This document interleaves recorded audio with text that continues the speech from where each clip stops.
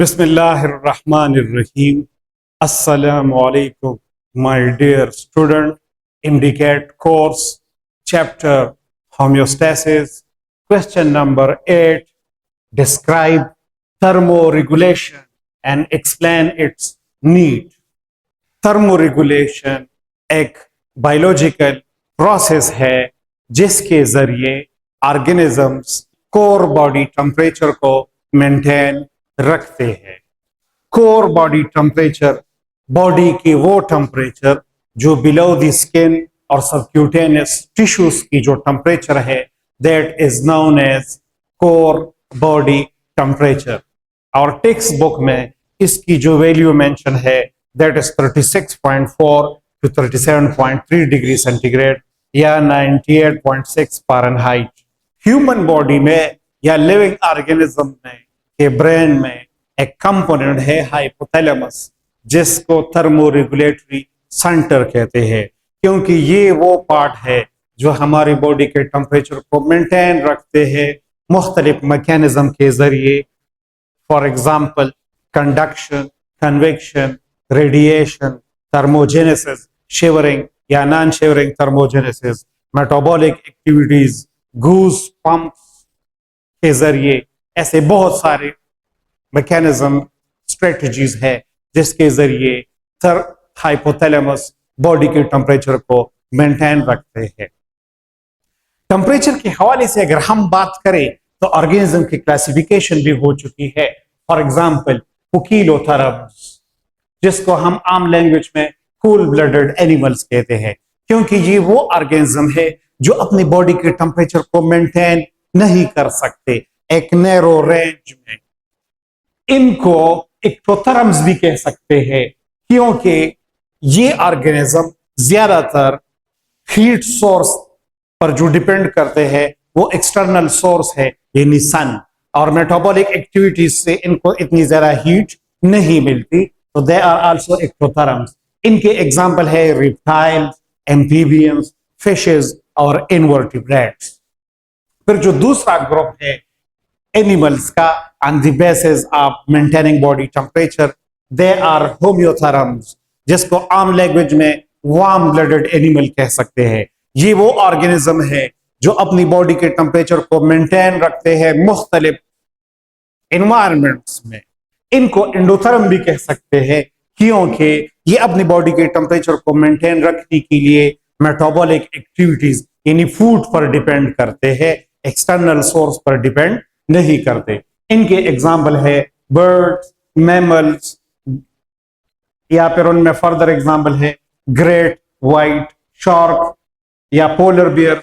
इसी तरह जो फ्लाइंग इंसेक्ट्स है वो भी एंडोथर्म्स में आते हैं, यानी होम्योथर्म्स कैटेगरी में आते हैं। मैकेनिज्म ऑफ थर्मोरेगुलेशन, यानी किस तरह हमारी बॉडी की टेम्परेचर मेंटेन होती है, तो मुख्तलिफ मैकेनिज्म है। फर्स्ट उसमें है रिस्पॉन्स टू हीट, यानी अगर बहुत ज्यादा गर्मी है तो फिर हाइपोथैलेमस हमारी बॉडी के टेम्परेचर को मुख्तलिफ तरीकों से मेंटेन रख सकते हैं। उसमें नंबर 1 है वेसोडाइलेशन। वेसोडाइलेशन वो फिनोमेना है जिसमें फाइन ब्लड वेसल्स जो हमारे स्किन के नीचे मौजूद होते हैं वो डायलेट हो जाते हैं, तो ब्लड की सप्लाई स्किन की तरफ ज्यादा हो जाती है, और जब ये ज्यादा हो जाए तो फिर रेडिएशन और कंडक्शन, मुख्तलिफ तरीकों से इवेपोरेशन, इसके जरिए से हीट लॉस हो जाती है। दूसरा मैकेनिज्म है स्वेटिंग। ये भी वही बात कि जब ब्लड की सप्लाई ज्यादा हो जाती है टुवर्ड स्किन तो स्वेट ग्लैंड एक्टिव हो जाते हैं, और जब ये एक्टिव हो जाते हैं तो पसीना, स्वेट बाहर निकलता है, जिसकी वजह से एक्सेस हीट हमारी बॉडी से लॉस हो जाती है। फिर है रेडिएशन। रेडिएशन वो फिनोमेना है जिसमें हीट रेडिएशन की फॉर्म में हमारी बॉडी से लॉस होती है, लेकिन ये हमें नजर नहीं आती। और रिमेंबर माय डियर स्टूडेंट, 50% जो हीट लॉस होती है that is because of radiation. फिर है कंडक्शन, यानी हम किसी ऑब्जेक्ट के साथ टच हो जाए तो हमारी बॉडी से हीट लॉस होती है। फिर है कन्वेक्शन, ये वो मेथड है जिसमें हमारी बॉडी से हीट लॉस होती है। फॉर एग्जांपल हम गर्मियों में फैन को ऑन करते हैं तो इस विंड, जब विंड हमारी बॉडी से टच होती है तो एक्सेस हीट हमारी बॉडी से लॉस हो जाती है। फिर है लेथार्जी, यानी मतलब ये है कि जो मेटाबॉलिक एक्टिविटीज है हमारी बॉडी की वो डिक्रीज हो जाती है ताकि ज्यादा से ज्यादा हीट की प्रोडक्शन ना हो। ये वो मुख्तलिफ मेथड है जिसकी वजह से हमारी बॉडी की हीट मेंटेन हो जाती है गर्मियों में। फिर सेकेंड मैकेनिज्म है रिस्पॉन्स टू कोल्ड, यानी अगर बहुत ज्यादा टेम्परेचर लो है हमारी बॉडी का तो फिर थर्मो रेगुलेशन मुख्तलिफ स्ट्रेटजीज से हमारी बॉडी के टेम्परेचर को इंक्रीज करता है। उसमें नंबर 1 है वेसो कंस्ट्रक्शन, यानी जो फाइन ब्लड वेसल्स है टूवर्ड स्किन वो कंस्ट्रक्ट हो जाते हैं ताकि ब्लड की फ्लो ज्यादा स्किन की तरफ ना हो और ज्यादा हीट लॉस ना हो। दूसरा मेथड है थर्मोजेनेसिस, यानी प्रोडक्शन ऑफ हीट। ये दो तरीकों से होती है, एक है शिवरिंग जिसमें हमारे स्केलेटल मसल की रिपीटेड कंट्रैक्शन होती है, स्टिमुलेशन होती है, और जब ये रिपीटेड स्टिमुलेशन हो जाती है तो इससे हीट की प्रोडक्शन हो जाती है हमारी बॉडी में। दूसरा है नॉन शिवरिंग थर्मोजेनेसिस, ये हार्मोन बेस्ड है। दो तरह के हार्मोन है जो हमारी बॉडी के टेम्परेचर को इंक्रीज करते हैं। एक है एड्रेनलिन, लेकिन ये शॉर्ट टर्म इफेक्ट के लिए टेम्परेचर को इंक्रीज करते हैं। दूसरा है थायरोक्सिन जो लॉन्ग टर्म हीट प्रोडक्शन में रोल प्ले करता है, क्योंकि थायरोक्सिन की सिक्रीशन से हमारी बॉडी की मेटाबॉलिक एक्टिविटी इंक्रीज हो जाती है and it lead to increase temperature in the body. फिर है to reduce the phenomena of radiation, conduction and convection. और फिर एक बात है इंक्रीज मेटाबॉलिक एक्टिविटीज, तो वो तो ऑलरेडी हार्मोन में बात आ गई कि थायरोक्सिन की वजह से मेटाबॉलिक एक्टिविटी इंक्रीज हो जाती है जिसकी वजह से हमारी बॉडी की टेम्परेचर बढ़ जाती है। The last one is inhibit painting, यानी मतलब ये है कि जो हम ज्यादा तेजी से फिर रैपिडली हम सांस नहीं लेते, क्योंकि हम जब रैपिडली सांस लेते हैं तो इससे हीट लॉस होती है, लेकिन जब हम रैपिडली सांस ना लें तो it also help to conserve या to maintain heat in the body. ये जो मुख्तलिफ मैकेनिज्म हमने पढ़ लिए और जो थर्मो रेगुलेटरी सेंटर है जो इन सारे मैकेनिज्म को कंट्रोल करता है, इनकी जरूरत क्यों है ऑर्गेनिज्म के लिए? तो कुछ 4 फैक्टर्स है जिसकी वजह से टेम्परेचर को मेंटेन रखने के लिए जरूरी है। उसमें नंबर 1 है ऑप्टिमल एंजाइम फंक्शनिंग। आप लोगों को पता है कि enzymes are very sensitive to temperature. अगर टेम्परेचर बहुत ज्यादा कम हो तो एंजाइम इनएक्टिवेट हो जाते हैं, और अगर टेम्परेचर बहुत ज्यादा हो तो एंजाइम डिनेचर हो जाते हैं।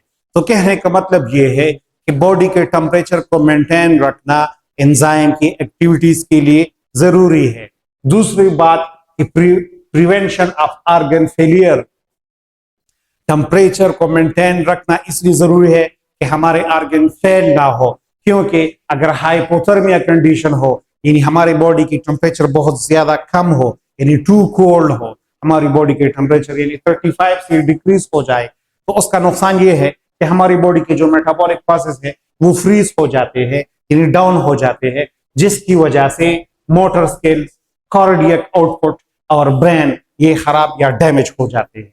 लेकिन अगर हाइपरथर्मिया कंडीशन हो, अगर बहुत ज्यादा हीट की प्रोडक्शन होती है हमारी बॉडी में, तो उसकी वजह से हीट स्ट्रोक हो सकती है, सेल्यूलर डैमेज हो सकते हैं और डिहाइड्रेशन भी होती है। थर्ड है मेम्ब्रेन फ्लूइडिटी। आप लोगों ने पढ़ा है प्लाज्मा मेम्ब्रेन जो कि फ्लूइडिक इन नेचर है। टेम्परेचर का इसी के ऊपर भी बहुत सारा इफेक्ट है। अगर ऑप्टिमम टेम्परेचर हो तो जो फ्लूइडिक मेम्ब्रेन है it also help in the cellular interaction, it also help in the transport of nutrient. लेकिन अगर टेम्परेचर या बहुत ज्यादा हो जाए या बहुत कम हो जाए तो फिर मेम्ब्रेन की जो फ्लूइडिटी है वो खराब हो जाती है, जिसकी वजह से सेल्यूलर इंटरेक्शन और न्यूट्रिएंट की ट्रांसपोर्ट पर असर पड़ती है। The fourth one is environmental freedom, क्योंकि आप लोग देखते हैं कि जो मैमल्स हो या बर्ड्स है ये मुख्तलिफ किस्म के एनवायरमेंट में सर्वाइव करते हैं। इसका रीजन ये है दे आर होमियोथर्म्स, ये अपनी बॉडी के टेम्परेचर को मेंटेन रखते हैं। तो कहने का मतलब ये हुआ कि रेगुलेशन ऑफ द टेम्परेचर ये ऑर्गेनिज्म को एक फ्रीडम भी देते हैं, जिसकी वजह से होमियोथर्म या एंडोथर्म ऑर्गेनिज्म मुख्तलिफ एनवायरमेंट मुख्तलिफ क्लाइमेटिक कंडीशन में सर्वाइव करते हैं। I hope you have better understand. Thank you very much. Allah Hafiz.